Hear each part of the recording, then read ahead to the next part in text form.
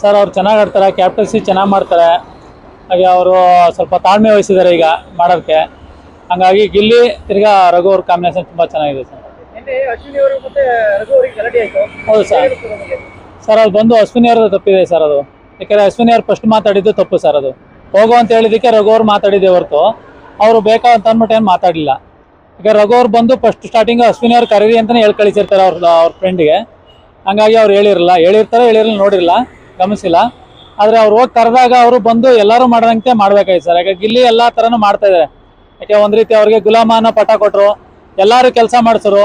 ಅವನು ಅದೇ ಥರ ಮಾಡ್ಬೋದಾಯ್ತಲ್ಲ. ಎಲ್ಲರಿಗೂ ನಾನು ಮಾಡಲ್ಲ, ನನ್ನ ಕೈಲಿ ಆಗ್ತಾ ಇಲ್ಲ, ನನಗೂ ಬ್ಯಾಕ್ ಪೇನ್ ಆಗ್ತಾ ಇದೆ, ನೋವಾಗ್ತಾ ಇದೆ ಅಂತ ಅಂದ್ಬಿಟ್ಟು ಅವನು ಕೂತ್ಕೊಬೋದಾಯ್ತು. ಆದರೆ ಅವನು ಎಲ್ಲರಿಗೂ ಮಾಡ್ದಾತಾನೆ ಅವನು. ಅವರು ಎಲ್ಲರಿಗೂ ಏಕವಚನದಲ್ಲಿ ಮಾತಾಡ್ಬೋದು, ಅವ್ರಿಗೆ ಮಾತ್ರ ಏಕವಚನದಲ್ಲಿ ಮಾತಾಡ್ತಾರೆ ಆಗಲ್ಲ, ಇದು ಹೇಗೆ ಸರ್? ಅದು ಅವ್ರ ಮೈಂಡ್ ಸೆಟ್ ಬಂದು ಅವರು ಮೊದಲನೇದಾಗಿ ಅವರು ರಾಜಮಾತೆ ಅನ್ನೋದೊಂದು ಬಿರ್ತು ತಗೊಂಡು ಒಳಗಡೆ ಹೋಗಿರ್ತಾರೆ. ಹಂಗಾಗಿ ಅವ್ರ ಮೈಂಡ್ ಸೆಟ್ ಇನ್ನೂ ಅದು ಬದಲಾಯಿಸ್ಕೊಂಡೇ ಇಲ್ಲ. ಯಾಕಂದ್ರೆ ಅದು ಆಡೋಕ್ಕೆ ಬಂದಿರೋದು ಬಿಗ್ ಬಾಸ್, ಅದು ಒಂದು ವ್ಯಕ್ತಿತ್ವದ ಆಟ. ಅದು ಅವ್ರ ಮನಸ್ಥಿತಿ ಹೆಂಗಿರ್ತದೆ, ಅವರು ಮನಸ್ಥನ್ನ ಅರ್ಥ ಮಾಡ್ಕೊಳ್ಳೋದು, ಹೊರ ಪ್ರಪಂಚದಲ್ಲಿ ಯಾವ ಥರ ಮುಖವಾಡದಲ್ಲಿ ಇರ್ತಾರೆ, ಒಳಗಡೆ ಯಾವ ಥರ ಮುಖವಾಡ ತೆಗಿತಾರೆ ಅನ್ನೋದನ್ನ ಅವ್ರ ಮುಖವಾಡನ ತೆಗಿಸೋದೇ ಒಂದು ಆಟ. ಅದು ಅದನ್ನ ಅವರು ಅರ್ಥ ಮಾಡ್ಕೋಬೇಕು. ಅದನ್ನ ಹೊರಗಡೆ ಕೋಟಿಗಟ್ಟಲೆ ಆಸ್ತಿ ಏನೋ ಒಂದು ದಂಬನ ಸರ್ ಇರ್ಬೋದು, ಏನೋ ಗೊತ್ತಿಲ್ಲ ಒಟ್ಟಿನಲ್ಲಿ. ಯಾಕಂದ್ರೆ ಅವ್ರಿಗೆ ಹೊರಗಡೆ ಆಸ್ತಿ ಇದೆ ಅನ್ನೋದೆಲ್ಲ ಮುಖ್ಯ ಅಲ್ಲ. ಯಾಕಂದ್ರೆ ಅವ್ರು ಹೋಗಿರೋದೇ ಅವರು ಆಸ್ತಿ ಇದ್ಮೇಲೆ ಅವ್ರು ಹೊರಗಡೆ ಇರ್ಬೋದಾಗಿತ್ತು. 50 ಲಕ್ಷ ಗೆಲ್ಬೇಕು ಅಂತ ಒಳಗಡೆ ಹೋಗ್ಬೇಕು ಅನ್ನೋ ಅವಶ್ಯಕತೆನೇ ಇರ್ತಿರಲಿಲ್ಲ. ಆದ್ರೆ ಅವ್ರು ಗೆಲ್ಬೇಕು ಅಂತ ಹೋದ್ಮೇಲೆ ಒಂದು ವ್ಯಕ್ತಿತ್ವವಾಗಿ ಏನು ಆಟ ಆಡಬೇಕು ಅದನ್ನ ಆಟ ಆಡ್ಕೊಂಡು ಹೋಗ್ಬೇಕು ಸರ್. ಅದು ಸರ್ ಅದು ಸರಿ ಇಲ್ಲ ಸರ್. ಅದು ಜಗಳ ಮಾಡಬಾರ್ದು, ಆ ಥರ ಜಗಳ ಮಾಡಬಾರ್ದು. ಯಾಕಂದ್ರೆ ಅವರು ಎಲ್ಲರೂ ಒಂದೊಂದು ಇದರಿಂದನೇ ಬಂದಿರೋದು. ಅವ್ರವ್ರ ಶ್ರಮದಿಂದನೇ ಅವರು ಒಳಗಡೆ ಹೋಗಿರ್ತಾರೆ. ಆ ಶ್ರಮಕ್ಕೆ ಅವರು ಬೆಲೆ ಕೊಡಬೇಕು, ಇವ್ರಿಗೆ ಅವರು ಬೆಲೆ ಕೊಡಬೇಕು. ಇವ್ರು ಯಾವ ರೀತಿ ಬೆಲೆ ಕೊಡ್ತಾರೋ ಅದರಂತೆ ಅವರು ಬೆಲೆ ಕೊಡ್ತಾರೆ. ಯಾಕಂದ್ರೆ ರಘು ಅವ್ರ ಆಟನ ನಾವು ಅವಾಗಿಂದ ನೋಡ್ಕೊಂಬಂದಿದ್ದೀವಿ. 3 ವೈಟ್ ಕಾರ್ಡ್ ಎಂಟ್ರಿ ಆಗಿ ಬಂದರು. ಆದರೆ ಅವ್ರ ಆಟ ಬಂದು ಎಲ್ಲರಿಗೂ ಸಮನಾಗಿ ನೀಡ್ತಾ ಇದ್ದಾರೆ ಹೊರತು ಇವ್ರ ಮೇಲೆ ಅವ್ರು ಕೀಳು. ಅವ್ರು ಯಾವುದೇ ಟಾಸ್ಕ್ ಹೋದ್ರೂ ಸುಧಾ ಅವ್ರ ಟಾಸ್ಕ್ ಎಲ್ಲದರಲ್ಲಿ ಆಟ ಆಡ್ತಾರೆ ಹೊರತು ಬೇರೆ ಥರ ಆಟಕ್ಕೆ ಹೋಗಿಲ್ಲ ಸರ್.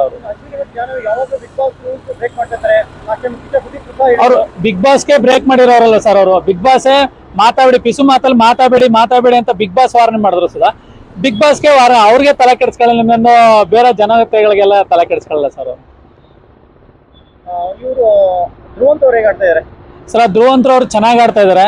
ಅಂದರೆ ಅವ್ರಿಗೆ ಈಗೀಗ ಸ್ವಲ್ಪ ಮನವರಿಕೆ ಆಗ್ತಾ ಇದೆ. ಅವರು ನನ್ನನ್ನು ಯಾವ ರೀತಿ ಬಳಸ್ಕೊತಾ ಇದ್ರು, ಈಗ ಬಳಸ್ಕೊಳ್ಳೋದು ಬಿಟ್ಟು ನನ್ನಂತೆ ನಾನು ಆಟ ಆಡಬೇಕು ಅನ್ನೋದು ಅವ್ರ ಮನಸ್ಸಲ್ಲಿ ಈಗ ಬಂದಿದೆ ಅನ್ಕೊತೀನಿ.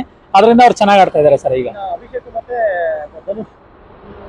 ಅವರು ಪರವಾಗಿಲ್ಲ ಸರ್. ಈಗ ಅವ್ರಿಗೆ ಹೇಳ್ಕೊಂತಿದ್ರಿಲ್ಲ, ಪರವಾಗಿಲ್ಲ. ಅವರು ಈಗ ಒಂದು ಸ್ವಲ್ಪ ಆಟ ಆಡ್ತಾ ಇದ್ದಾರೆ.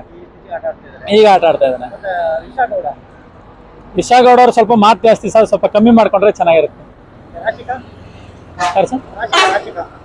ಹರ್ಷಿಕಾ ಅವ್ರದ್ದು ನಾನು ಜಾಸ್ತಿ ಗಮನಿಸಕ್ಕಾಗಲ್ಲ ಸರ್. ಯಾರು ಸರ್? ಕಾವ್ಯ ಅವ್ರದ್ದು ಚೆನ್ನಾಗಿದೆ.